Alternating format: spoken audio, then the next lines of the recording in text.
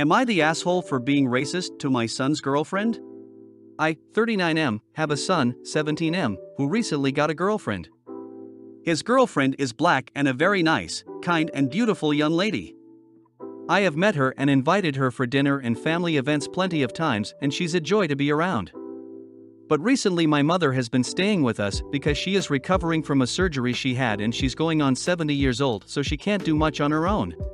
Long story short, my mother is a classic racist and being a raging narcissist, and she is not one to hold back from her opinions.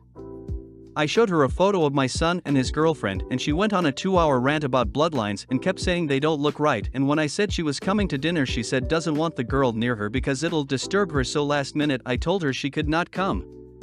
My son has been trying to invite his girlfriend over every day since, but I said no multiple times due to his grandmother being here and her saying she doesn't want her near her. I just don't want any problems. But he argues that I am being a complacent racist by even allowing her to be here.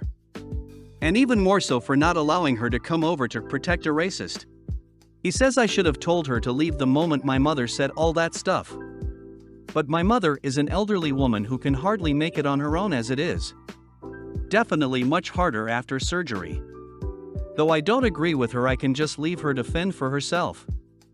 I literally do not know what to do.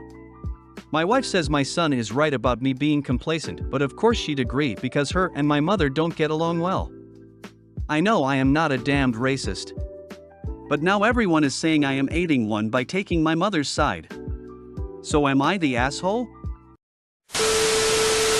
Am I the asshole for refusing to forgive my dad for breaking our deal?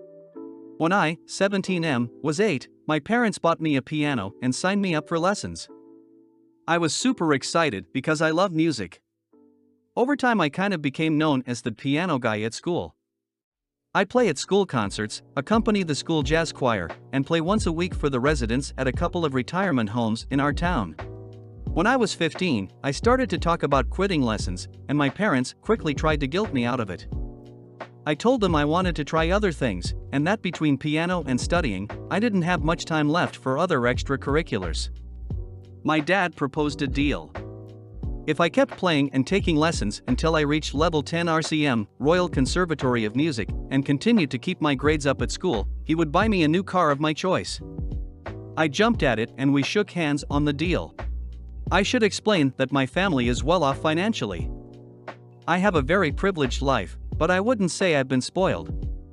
If I ever want a luxury item like a new phone or game console, I have to buy it myself with money I've saved from summer and after school jobs. I should also explain that my dad's big on loopholes. When we compete, he always finds a way to win, and when I do it doesn't count because of some loophole. It drives me nuts, but he thinks it's hilarious. Whenever I complain about him not playing fair, his answer is always the same: life isn't fair. So, because of our deal, I kept up with my lessons. I spent about 1 to 2 hours a day on piano, while keeping my grades up. Last summer, I took my level 9 RCM exams and passed, fulfilling my part of the deal. 2 told my dad I'd chosen the BMW X5 plug-in hybrid SUV.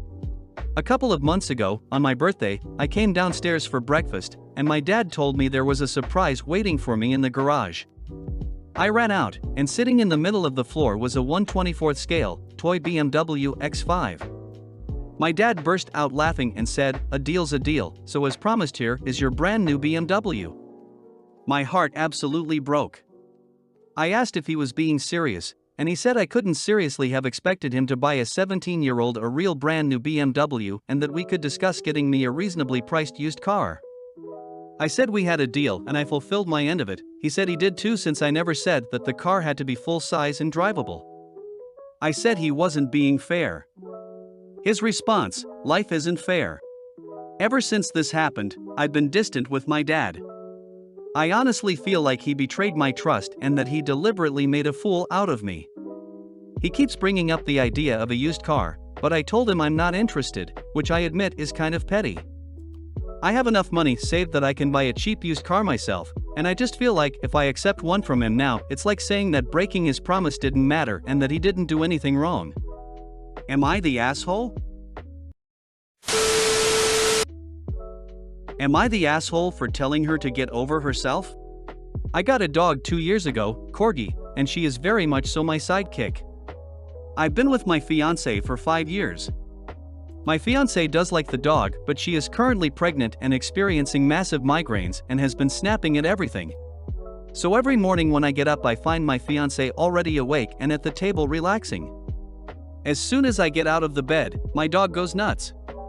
It's like super energy where she is running sideways, barking up a storm, jumping from the bed to the floor a million times, causing the apartment to shake because it's old ASF, etc., and I will sit there and sing made-up songs to her and just fuck around with her. It is pretty noisy and I can be loud. It's just my way of interacting with my pet. I also have ADHD, so I'm fully aware that I can be ridiculously loud and sometimes I simply forget to tone it down.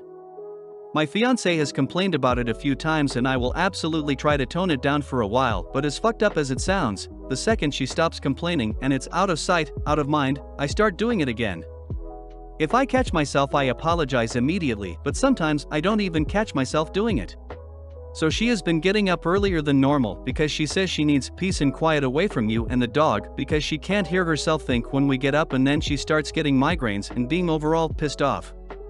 But now she is complaining because I can sense her not in the bed anymore, probably after 20 minutes of her being gone and her warmth no longer there, and then I'm wide awake and the dog senses it and you know. So she's now getting pissed because she thinks I'm purposely not letting her have space and purposely annoying her with my behaviors. I'm not, truly, but it seems like it, I guess. I tried just laying in bed for a while so she can relax, but I get stir crazy and I also don't feel like I should have to stay in bed so she can be alone when I live here too. But she flipped this morning. I felt her sneaking out of bed this morning at 5 a.m. and tiptoe out of the room. I watched her sit at the table with her book. Well, the dog saw me awake and immediately goes ballistic. Jumping on the bed, whining, barking, etc. She comes in and says, "Will you guys calm down so I can have time to myself for once?" I just side-eyed her because I'm getting pissed at this point with her demands. She says, "Well?" I tell her to get over herself. Just because she's pregnant doesn't mean I have to change who I am or change how the household works or change my dynamic with my dog. She immediately left after telling me to go fuck myself and won't answer my calls. She's been gone for 6 hours.